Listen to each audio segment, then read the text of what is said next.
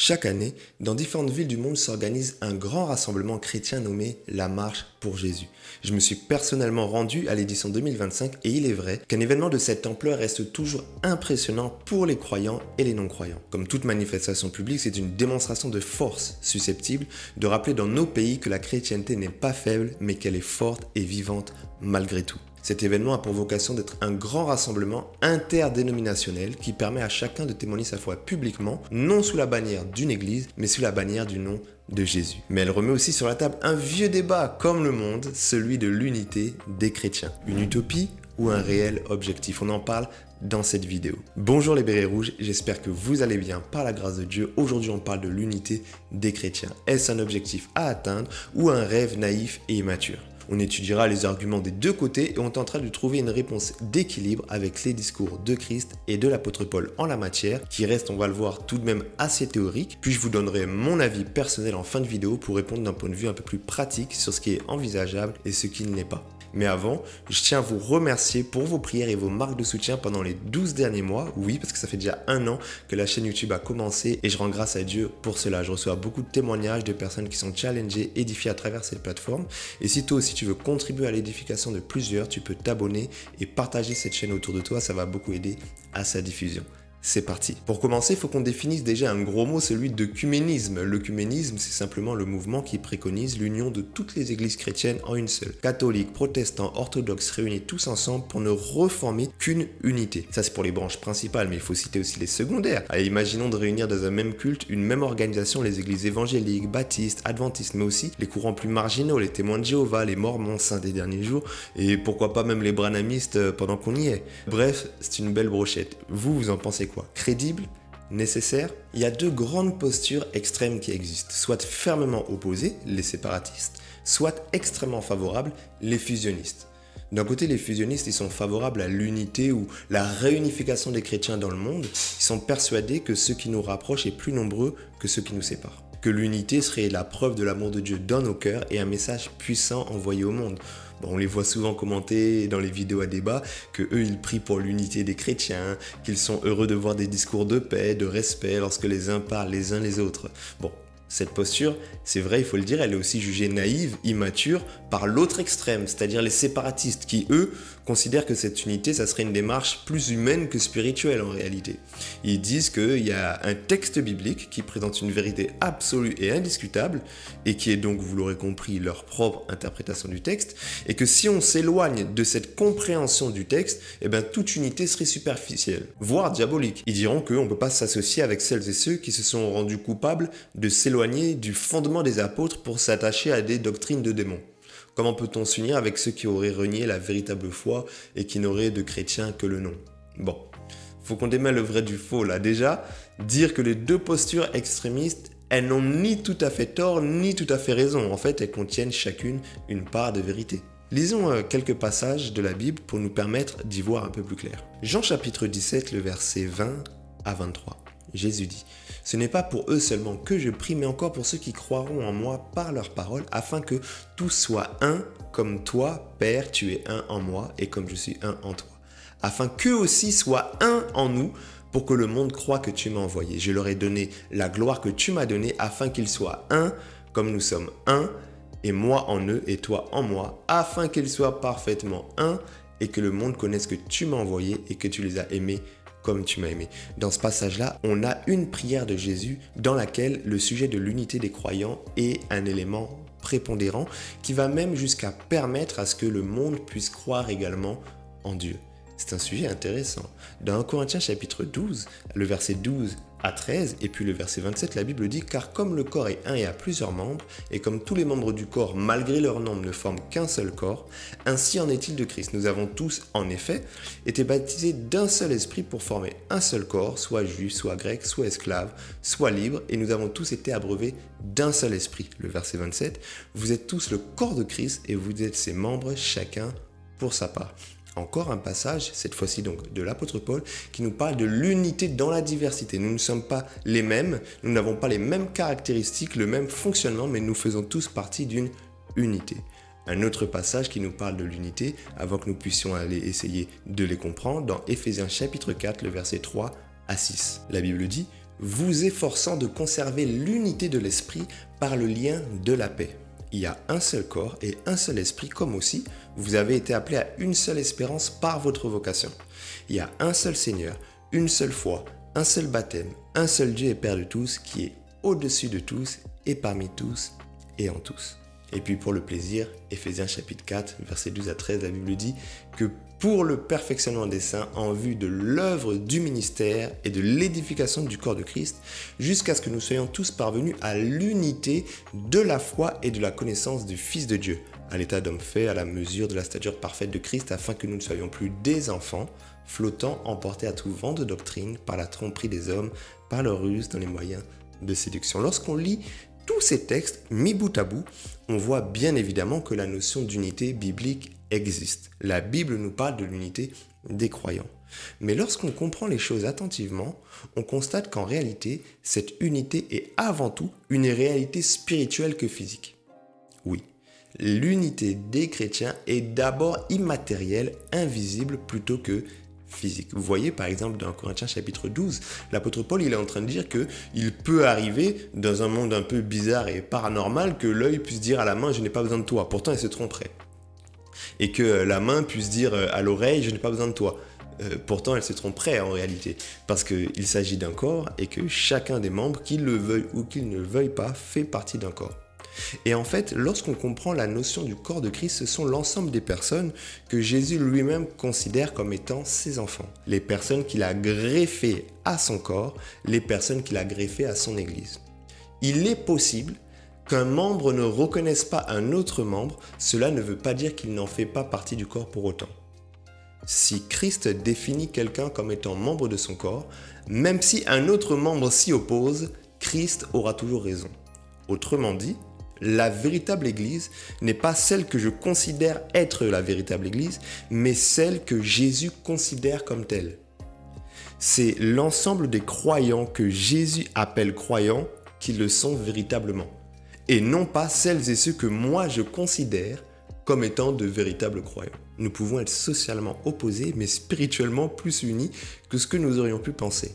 Et l'apôtre Paul nous parle en nous disant que nous devons chercher à conserver l'unité de l'esprit. Remarquez qu'il n'est pas ici question de l'unité de la doctrine. Samuel, es-tu en train de nous dire que l'unité de l'esprit n'est pas utile? Bien sûr qu'elle est utile, mais je dis que lorsque vous regardez la notion de l'unité dans la Bible, vous voyez qu'il est d'abord question de l'unité de l'esprit. Lorsque vous regardez par exemple les éléments pour lesquels l'apôtre Paul dit qu'il n'y a que une seule foi, un seul baptême, un seul Dieu, vous remarquez qu'il ne parle pas d'une seule compréhension des textes. Il ne parle pas d'une seule doctrine. Et finalement, les éléments sur lesquels l'apôtre Paul dit qu'il n'y a qu'un ce sont souvent des points où nous sommes déjà d'accord. Et ce sont parfois sur les autres points que nous ne sommes pas d'accord. Autrement dit, si quelqu'un considère qu'il y a un seul Seigneur, nous pouvons faire partie du même corps. Si quelqu'un considère qu'il y a une seule foi, un seul baptême, nous pouvons faire partie du même corps. Remarquez dans Éphésiens 4 que l'apôtre Paul parle de l'importance, bien sûr, de ne pas être emporté à tout vent de doctrine comme des enfants, c'est clair. Remarquez que l'apôtre Paul, par exemple, il va parler de l'unité de la foi et il va parler et de la connaissance du Fils de Dieu. L'unité de la foi et de la connaissance du Fils de Dieu. Autrement dit, l'unité la plus importante, c'est celle de la foi et c'est celle de la connaissance du Fils de Dieu. Il y a peut-être beaucoup d'autres sujets sur lesquels nous serons en désaccord, mais qui ne touchent pas à la personne du Fils de Dieu, à savoir Jésus-Christ, qui peuvent toucher sur la pratique de la prière, qui peuvent toucher sur la forme de tel ou tel acte de culte.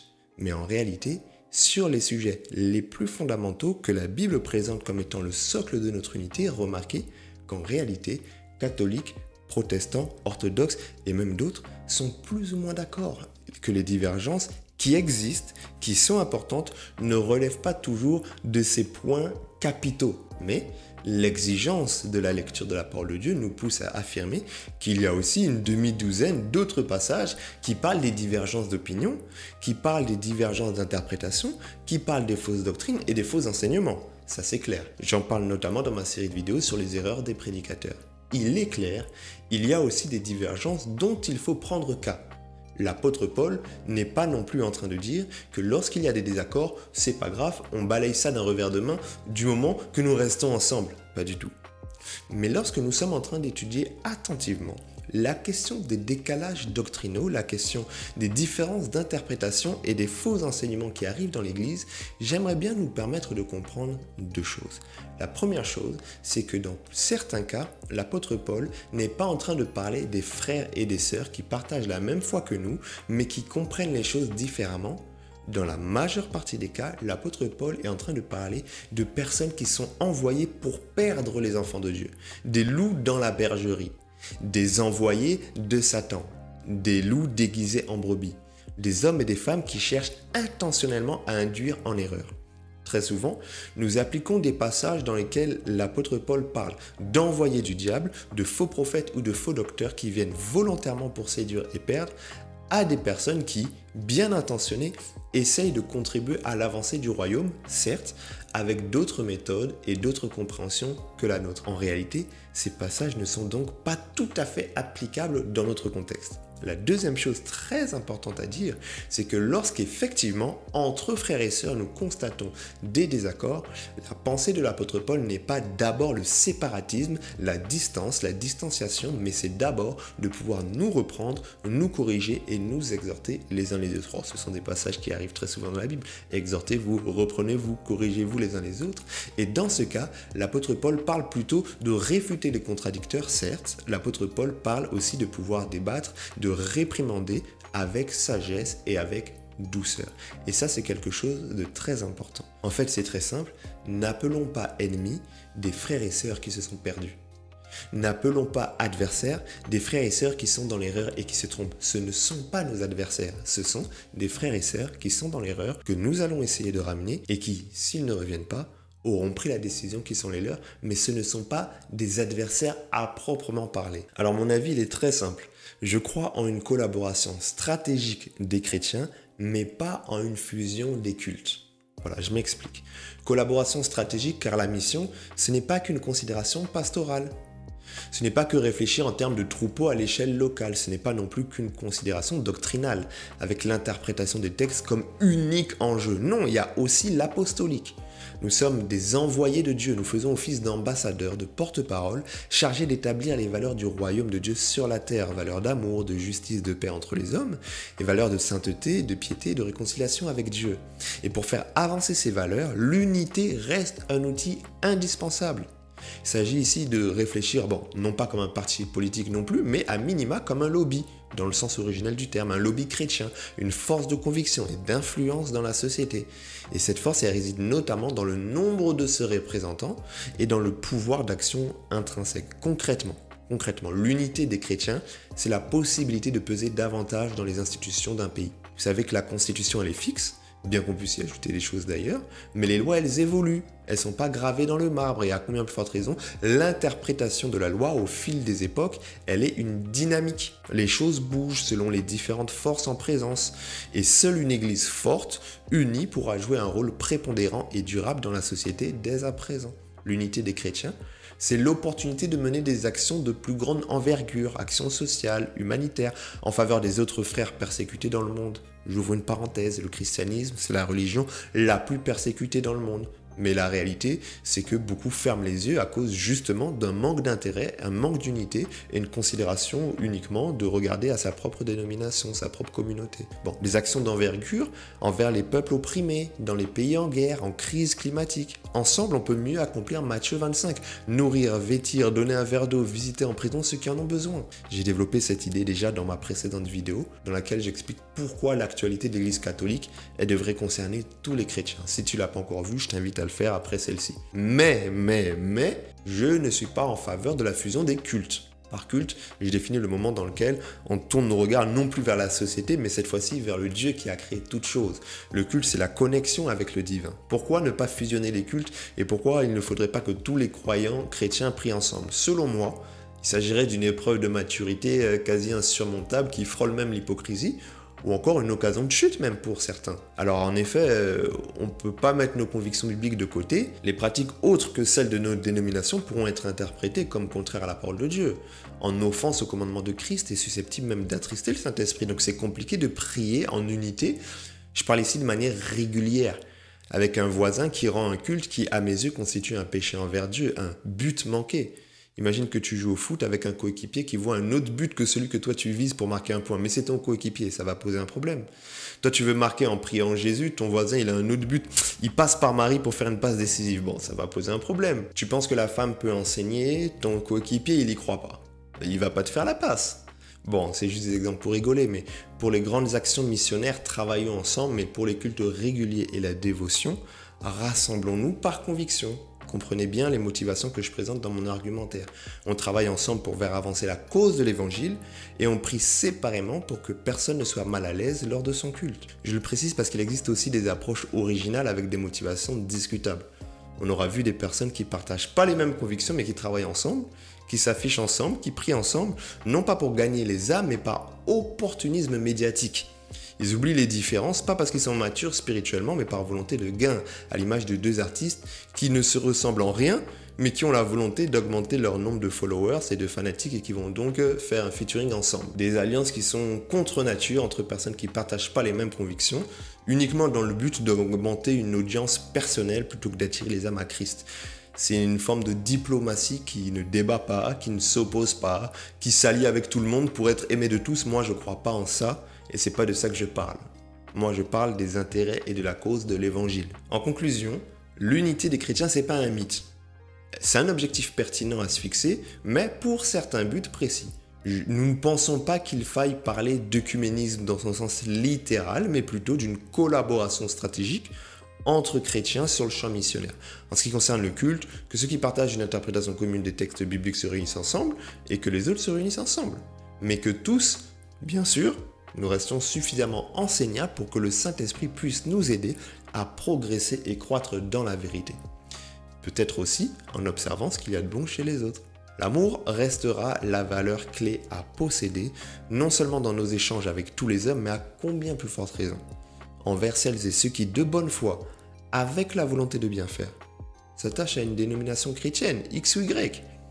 Cet amour, il peut se refléter juste par une compassion, par une bienveillance si on considère l'autre dans l'erreur. Mais jamais, jamais, jamais, l'amour de Christ va se manifester par une critique virulente, par une moquerie, et à combien de forte raison, dénué d'un cœur d'intercesseur et de prière sincère pour celui qui est dans l'erreur sans le savoir. Ça serait se dire chrétien, détenteur de la vérité, mais sans ressembler à Jésus. Jésus, il a de la compassion pour les autres qui sont dans l'erreur. Voilà, on est à la fin de cette vidéo. J'espère qu'elle t'a plu, qu'elle aura contribué à ton édification. Si c'est le cas, tu peux mettre un pouce bleu et puis j'attends aussi de lire ton avis en commentaire concernant cette grande question de l'unité des églises et des chrétiens. C'est quoi ton avis là-dessus? Écris-moi, je répondrai à tous les commentaires. Sur ce, je nous dis à bientôt pour une prochaine vidéo. Béret rouge, repos.